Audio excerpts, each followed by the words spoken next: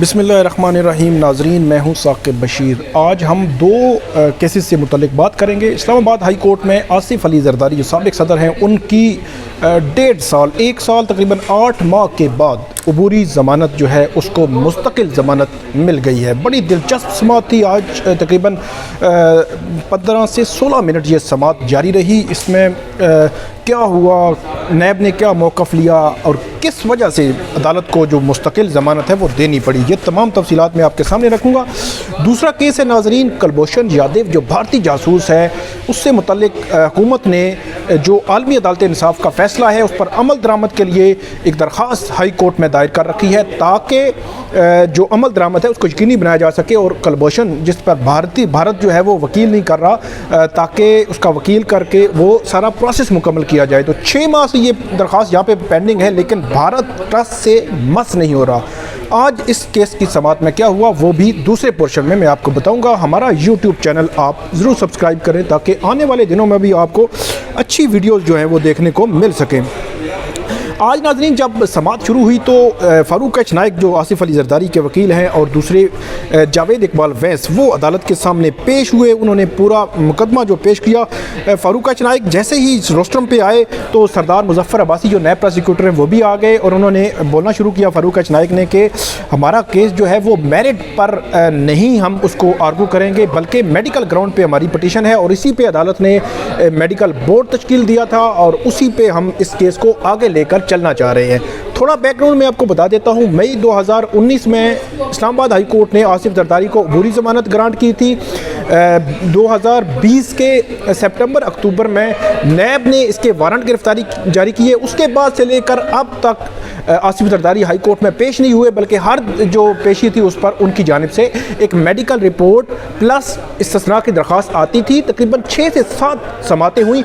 इसी दौरान आसिफ ज़रदारी ने अपनी दरख्वास्त मेरिट से कन्वर्ट करवा ली मेडिकल ग्राउंड पे। तो उसके बाद अदालत ने एक मेडिकल बोर्ड तश्कील दिया, जिस मेडिकल बोर्ड ने गुज़श्ता समाअत पर अदालत को बताया कि आसिफ ज़रदारी की तबीयत ठीक नहीं है, वो उनको मतलब सीरियस उनकी तबीयत के इश्यूज़ हैं।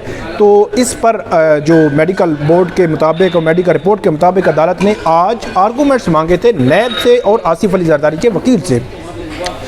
आज जब फ़ारूक नाइक ने ये कह दिया कि हम जो हमारा मामला है जो मेडिकल ग्राउंड पर है, तो उसके बाद अदालत ने उससे मुख्तलिफ सवालात भी किए। जो आसिफ ज़रदारी के वकील थे उनसे उन्होंने ये बताना शुरू किया कि 1 साल में एक दफ़ा आसिफ ज़रदारी को नैब ने नहीं बुलाया और हम जो है अंडरटेकिंग देने के लिए तैयार हैं कि जब भी नैब बुलाएगा मुकम्मल तावन करने के लिए तैयार है। मतलब वो इसका बैकग्राउंड ये था कि वो कह रहे थे कि हमें बेल दे दें, जैसे ही नैब बुलाएगा तो हम आते रहेंगे, इसमें जो है मामला आगे बढ़ता रहेगा। तो उसके बाद अदालत ने पूछा ये केस किस स्टेज पर है, तो जो नैब प्रोसिक्यूटर है सरदार मुजफ्फर अब्बासी उन्होंने कहा कि इन्वेस्टिगेशन की स्टेज पर है ये केस।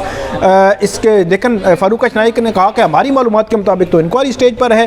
तो सरदार मुजफ्फर ने कहा नहीं, इंक्वायरी नहीं, इन्वेस्टिगेशन की स्टेज पर है। तो जस्टिस मुस्तकिल ने इस दौरान ये कहा कि क्या रेफरेंस इस केस में दायर हो चुका है, तो उनको बताया गया कि नहीं, रेफरेंस इस केस में दायर नहीं हुआ।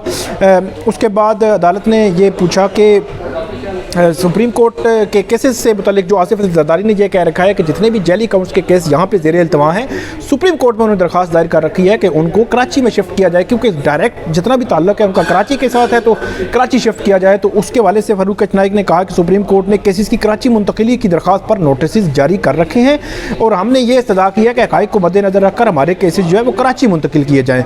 तो उसके बाद नैब के केसेस के वो उन्होंने कहा कि क्योंकि वहाँ के सारे लोग तो इन पर बहुत बर्डन भी होता है, प्रेशर भी होता है, बहुत फाइनेंशियल इश्यूज़ भी होते हैं। तो उस पर जो जस्टिस मोहसिन अख्तर कियानी ने कहा कि नैब के केसेस के बाद तो वैसे ही बंदा गरीब हो जाता है, तो इस पर जो है वो कमरा अदालत में कह के भी उठे।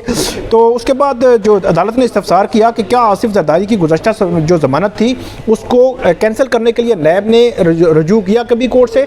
मतलब जो गुज़श्ता जो जैली अकाउंट्स केस में आसिफ ज़रदारी गिरफ्तार हुए थे, फिर उसके बाद ज़मानत हुई थी, तो उसकी कैंसिलेशन के लिए क्या रजू किया, तो नैब ने बताया कि हमने रजू नहीं किया।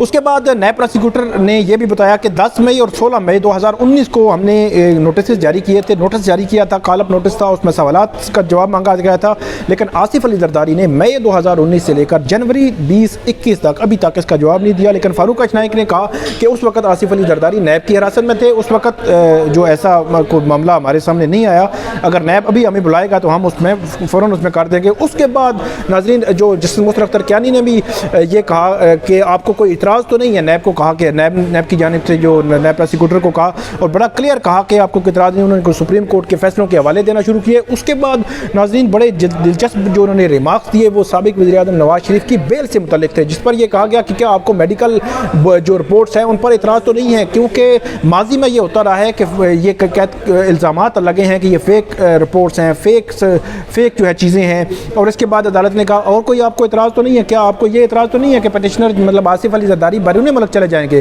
तो उस पर भी उन्होंने यही ऑब्ज़र्व किया कि बैरून मुल्क जो किसी इस तरह मुल्ज़म को नहीं जाना चाहिए। तो जो फारूक नाइक उन्होंने कहा कि आसिफ अली जरदारी का नाम ECL पे है, वो बैरून मुल्क जा ही नहीं सकते। तो इसके बाद अदालत की जानिब से यह भी पूछा गया, वो रेफरेंस का जो मामला था वो पूछा गया। उसके बाद आसिफ अली जरदारी के वकील ने पूरा वो ब्रीफ किया अदालत को और आखिर में बड़ी पेशरफ्ती हुई कि 1 साल 8 माह के बाद आसिफ अली जरदारी की 8 अरब रुपए के मशकूक ट्रांजैक्शंस केस में मुस्तकिल ज़मानत मंजूर कर ली गई। एक मामला जो बड़ा इंपॉर्टेंट आया कि एक मुश्ताक हैं, स्टेनो हैं, जो ऐवान सदर में स्टेनो थे, 2009 में उनको भर्ती कराया गया। जो पोलिटिकल सेक्रेटरी थी इनकी रुखसाना बंगश, उन्होंने भी भर्ती कराया था। इनको ऐवान सदर में होते थे, 114 दौरे इन्होंने किए हैं, 21 बार वो सदर के साथ वो बैरून मुल्क गए हैं। अयान अली और दीकर जो इनके पीपल पार्टी के रहनुमा, उनके टिकट्स के इल्ज़ामात उन पर रहे। जॉइंट अकाउंट था जैन मलिक के साथ उनका, उसमें जो जितनी अमाउंट है 8 अरब रुपए की मशकूक ट्रांजैक्शन हुई। 2015 से ये दुबई भागे हुए हैं, ये नैब की जानिब से आज अदालत को बताया गया है। क्लिफ्टन का जो घर नैब ने जब्त किया हुआ है आसिफ अली जरदारी का, वो भी इसी के ज़रिए जो है वो आया था और उसके ख़िलाफ़ जो आसिफ अली जरदारी ने जो इतराज़ात हैं वो भी दायर कर रखे हैं। तो ये नाज़रीन मामला था जिस पर इस्लामाबाद हाई कोर्ट ने उनकी मुस्तकिल ज़मानत जो है वो मंजूर कर ली है। अब देखेंगे कि ट्रायल में क्या बनता है, क्या खुलता है, ये मामला आने वाले दिनों में देखा जाएगा। अब दूसरे मामले पे आते हैं हम। कलभूषण यादव जो भारतीय जासूस है, पाकिस्तान में पकड़ा हुआ है, पाकिस्तान में दहशतगर्दी में मुलविस है और ये हर जगह पे साबित हो चुका है। इंटरनेशनल कोर्ट ऑफ जस्टिस ने ये कहा था कि कलभूषण यादव को वो काउंसलर एक्सेस दी जाए। पहले पाकिस्तान ने भारत को 3 से 4 मरतबा काउंसलर रसाई के लिए कहा, फिर भारत इनकार करता रहा। फिर पाकिस्तान ने आलमी अदालत इंसाफ के फैसले पर अमल दरामद के लिए इस्लामाबाद हाई कोर्ट में तकरीबन जुलाई अगस्त में एक दरख्वास्त दायर की कि इस्लामाबाद हाई कोर्ट खुद से एक वकील कलभूषण यादव के लिए मुकर्रर करे ताकि वो उस केस की पैरवी करे, उस मामले को आगे बढ़ाया जाए जो आलमी अदालत इंसाफ के फैसले पर, ताकि अमल हो सके। 5 से 6 समातें हो चुकी हाई कोर्ट में। जो भारतीय हाई कमीशन है अभी टस से मस नहीं हो रहा, भारत टस से मस नहीं हो रहा। इस दौरान एक कैदी जो कलभूषण यादव के लिए तो भारत यहाँ पे नहीं आ रहा, लेकिन इसी कोर्ट में इसी बेंच के सामने उसने 5 अपने कैदियों की दरखास्तें रखी, जिसके बाद अदालत ने फेयर ट्रायल के तकाजे पूरे करते हुए उनकी रिहाई का भी हुक्म दिया, क्योंकि 5 कैदी यहाँ जो कन्विक्टेड थे उनकी सज़ाएँ पूरी हो चुकी थी, वो मुख्तलिफ जेलों में कैद थे। तो आज जो 5वां कैदी है वो भी चला गया। आज जब समाअत हुई, जो चीफ जस्टिस अतर मिनल्ला, जस्टिस मियां गुल हसन औरंगजेब और जस्टिस आमिर फारूक पर मुश्तमिल ये बेंच था, additional attorney general Tariq Khokhar अदालत के सामने पेश हुए। अटॉर्नी जनरल क्योंकि सुप्रीम कोर्ट में बिजी थे वो पेश नहीं हो सके, तो उन्होंने अदालत को यह बताया कि 5वें मुलज़्ज़म को हमने रिलीज़ कर दिया है। तो 5 बल्कि 8 ये कैदी थे जिनको किया गया। आप 5वां जो कंजेक्टिव थे उनको उनके बारे में रिपोर्ट अदालत के सामने पेश की गई। और अब जो जस्टिस आमिर फारूक है उन्होंने पूछा कि जो भारतीय कमीशन के वकील हैं वो कहाँ पे हैं, तो अदालत को कहा गया कि वो यहाँ पे नहीं है। तो उसके बाद अदालत ने उनको कहा कि भारतीय हाई कमीशन को ये आगाह किया जाए कि उनके वकील आइंदा समाअत पर अदालत के सामने पेश हों, क्योंकि जो उनके मुल्ज़मान जो उन्होंने खुद दरख्वास्त दायर की है उससे मुतल्लिक वो अदालत कुछ पूछना चाहती है। तो नाज़रीन ये अब समाअत जो है वो नेक्स्ट जो मार्च तक चली गई है और अदालत ने यह कहा है कि भारत के जाने से जवाब आने या ना आने से मुतल्लिक आइंदा समाअत पर अदालत को आगाह करें।